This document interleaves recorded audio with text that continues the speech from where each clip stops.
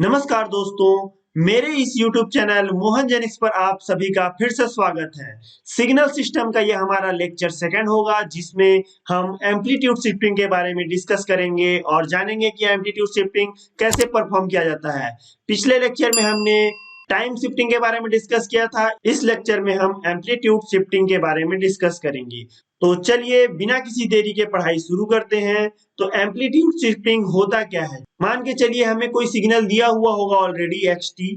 तो amplitude shifting के लिए हमें क्या करना होगा, कोई ऐसा सिग्नल निकालना होगा yt जिसका वैल्यू होगा k प्लस xt। इस तरह से अगर वैल्यू होगा तो उसे हम एम्पलीट्यूड शिफ्टिंग कहेंगे। और इसे एम्पलीट्यूड शिफ्टिंग क्यों कहेंगे इसे आप आगे अपने आप समझ जाएंगे। तो चलिए आगे बढ़ते हैं।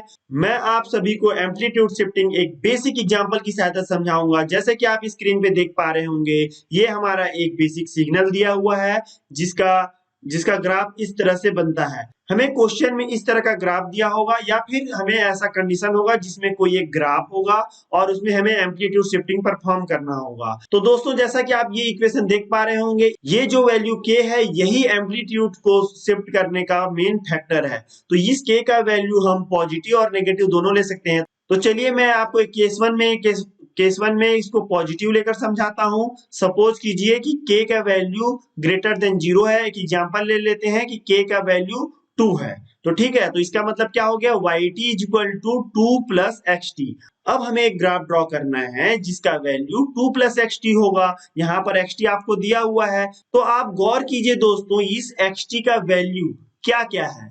xt का वैल्यू आप जैसे कि देख पा रहे होंगे, t लेस देन 0 के लिए क्या है, 0। और t ग्रेटर देन, यहाँ पर कौन सा वैल्यू है, ये देखिए t ग्रेटर देन 2 के लिए भी क्या है, 0। लेकिन हाँ, इसका वैल्यू फ्रॉम t 0 टू 2 के लिए इसका वैल्यू क्या है, 2।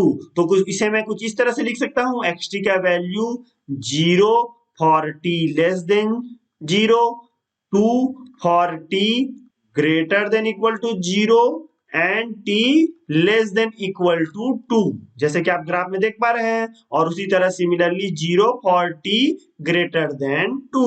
तो इस तरह से हमने लिख लिया। अब हमें क्या परफॉर्म करना है, yt का वैल्यू क्या है, जी हाँ 2 प्लस xt। अब हम क्या करेंगे, सारे इस रेंज में हम क्या ऐड करेंगे, 2। तो 2 ऐड करेंगे तो हमारा yt का वैल्यू कैसे बनेगा दोस्तों, देखिए from t less than equal to 0 में xt क्या था, 0। तो हम यहाँ पर क्या करेंगे, 2 प्लस 0, सिंपली है, बहुत आसान है। तो इसका वैल्यू क्या हो गया, 2। उसी तरह फ्रॉम 0 टू 2 के लिए क्या होगा, जैसा कि हमारा xt का वैल्यू क्या था, 2। तो यहाँ पर 2 क्या हो जाएगा, 2 प्लस 2 इक्वल टू 4। बहुत ही आसान था ये भी। ये यहाँ लेस देन इक्वल टू नहीं होगा, ये लेस देन होगा। जैसा कि हमने t लेस देन 0 के लिए क्या निकाला था, ये वैल्यू निकाला था 2 प्लस 0 इक्वल टू 2। उसी तरह t ग्रेटर देन 2 के लिए भी क्या है, यहाँ पर देखिए आप xt क्या है, 0। तो yt क्या हो जाएगा, 2 प्लस xt मतलब कि 0 इक्वल टू 2। तो इस तरह से हमने ये इक्वेशन निकाल लिया।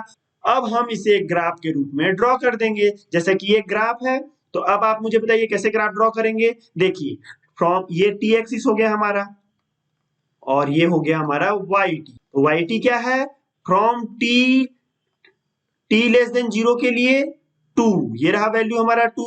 ये रहा 0 लेस देन 0 के लिए क्या है, इसका वैल्यू 2।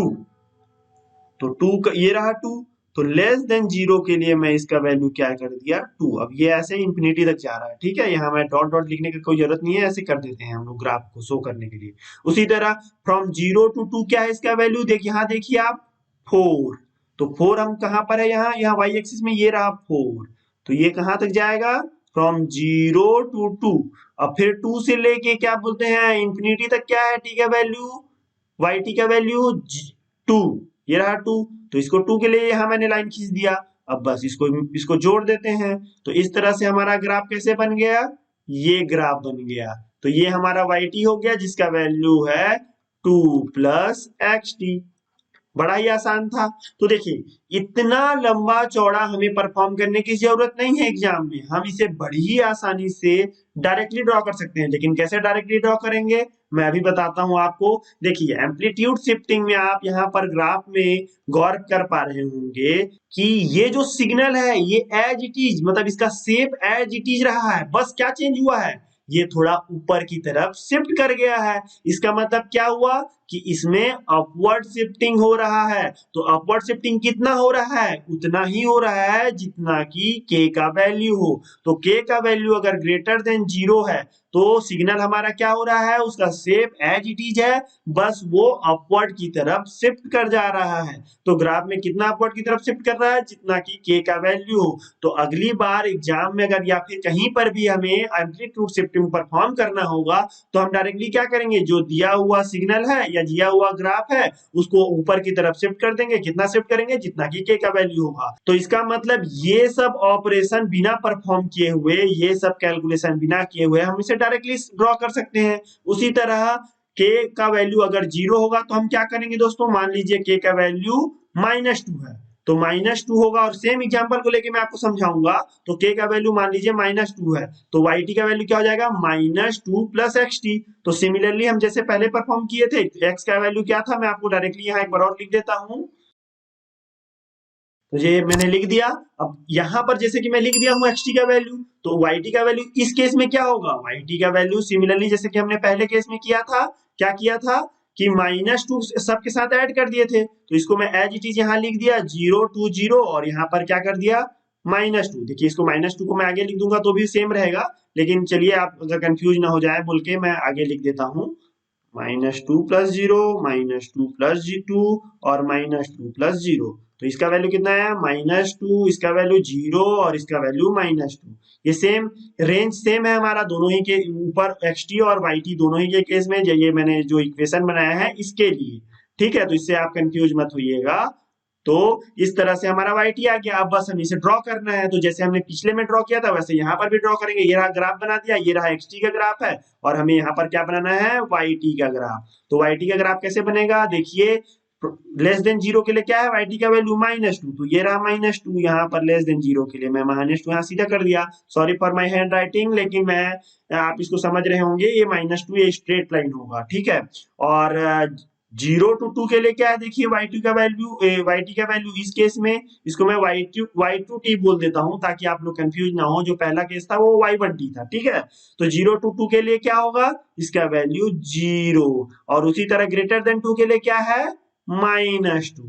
अब इस ग्राफ को हम लोग इसको कनेक्ट कर दिए, तो आप देखिए इसमें भी हमारा शेप कैसा रहा, एज इट इज रहा, जैसा कि xt है वैसा ही yt है। शेप, इसका शेप देखिए यहाँ पर नीचे से ऐसा आया, एक ऊपर उठा नीचे गया, मतलब शेप एज इट इज रहा, लेकिन जस्ट क्या हुआ, ये डाउनवर्ड की तरफ शिफ्ट कर गया है, तो इसे हम क्या कहेंगे, डाउनवर्ड शिफ्टिंग। तो एग्जाम में हम फिर से इस तरह के सारे कैलकुलेशन ना करके हम डायरेक्टली क्या करेंगे, जब भी ग्राफ दिया होगा इस तरह से और उसमें हमें एम्पलीट्यूड शिफ्टिंग परफॉर्म करना होगा, तो दिए हुए ग्राफ को हम जस्ट नीचे की तरफ शिफ्ट कर देंगे। किस केस में, जब k का वैल्यू नेगेटिव हो, और k का वैल्यू पॉजिटिव होगा तो क्या करेंगे, ऊपर की तरफ शिफ्ट कर देंगे। इसी के साथ यह छोटा सा वीडियो जो कि सिग्नल एंड सिस्टम का बेसिक था समाप्त होता है। आई होप आप लोगों ने इस लेक्चर को अच्छी तरह समझ लिया है, और आपको ये वीडियो अच्छा लगा। अगर अच्छा लगा तो इसे लाइक करें और अपने दोस्तों के साथ शेयर करें, और मेरे इस चैनल को सब्सक्राइब करना ना भूलें, इससे मुझे प्रोत्साहन मिलता रहेगा।